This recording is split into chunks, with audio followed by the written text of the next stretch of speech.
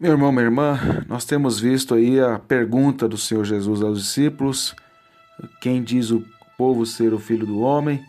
E a resposta que os discípulos dão com relação à percepção da multidão com relação ao Senhor Jesus, dizendo que ele seria um dos profetas do Antigo Testamento ou o João Batista. Estes profetas que falaram de Jesus, que apontavam para Jesus com as suas vidas também, mas que apenas eram prévias, ou seja, prepararam o caminho para a vinda do Senhor Jesus. Dizer que Jesus era um dos profetas era negar que ele fosse o Cristo, fosse o Messias, e, portanto, era negar que ele era o Redentor. E essa percepção teológica equivocada da multidão removia da consciência deles o privilégio.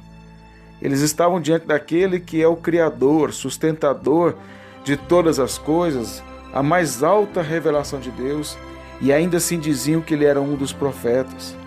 Essa percepção teológica equivocada dessa multidão trazia consequências também existenciais, porque essas percepções teológicas erradas eram frutos de anos de doutrinação rabínicas que desviaram os olhos do povo da Escritura para as tradições e costumes dos homens.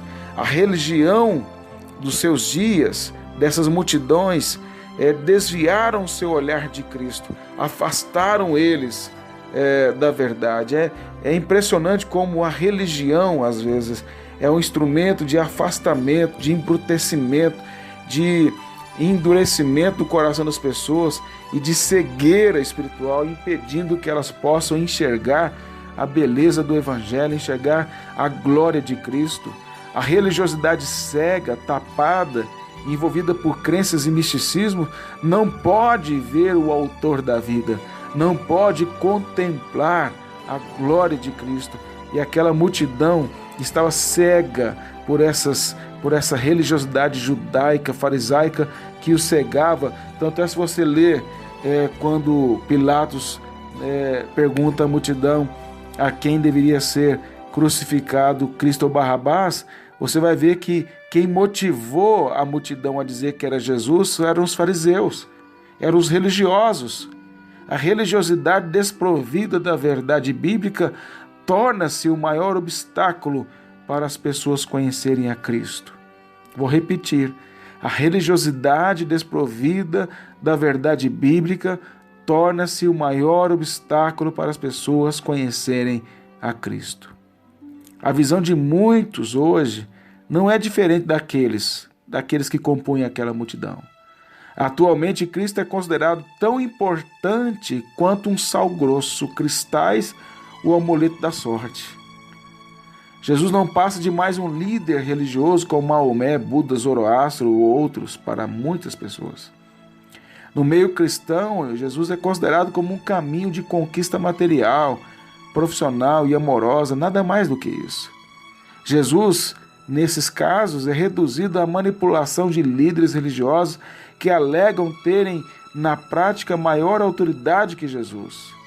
Há alguns líderes religiosos que chegam a dizer que o primeiro milagre que Jesus operou em Caná da Galileia, nas bodas de Caná, transformando água em vinho, não tem nenhum valor. Veja a prepotência de muitos líderes que chegam a criticar a validade de um milagre do Senhor Jesus.